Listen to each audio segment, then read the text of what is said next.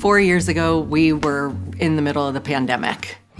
As an educator, that was an incredibly challenging time, trying to serve students and families in a way that had never been done before. I was on Zoom 8 hours a day. I started getting intense headaches. I started noticing changes in my vision. I went to a new eye doctor, and he noticed an abnormality in my optic nerve. And when the MRI finished, what the imaging showed was so shocking. This tumor was in my brain. They didn't diagnose it as a meningioma at that moment, but we knew that we were going to need to see a neurosurgeon looking outside of Bellingham for a doctor that would have more experience with a tumor this size. And the name that kept coming up was Dr. Ferreira at UW Medicine.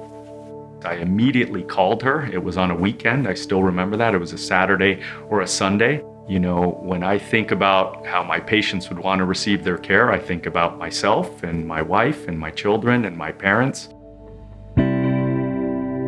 Here at UW Medicine, the neurological surgery department, I'm a skull base and vascular neurosurgeon and perform 300 to 400 operations per year.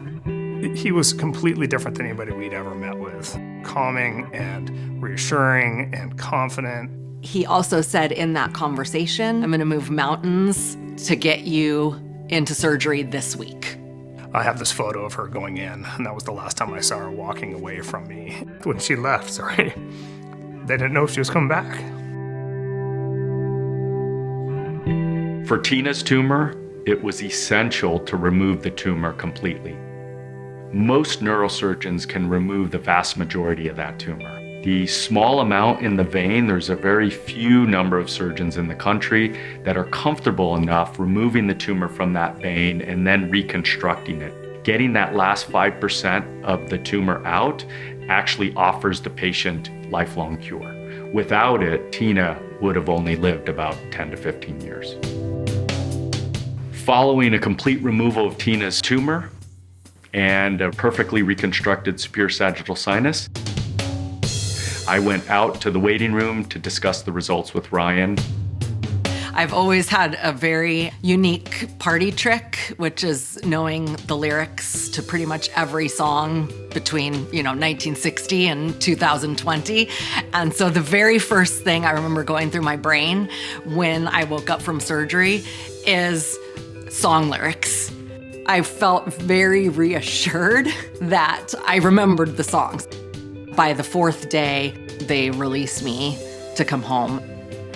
Being able to hike again was one of my number one goals. I remember my first big walk was to the end of the driveway. And then a few days later, to my neighbor's driveway. And then it was without the cane. I was highly, highly motivated to go back to work.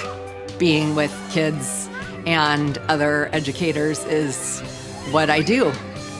I go to work every day excited to see the kids with a renewed sense of purpose and joy. To me, education is hope, and I think I reflect daily on how did I get to be the lucky one to be back in that place.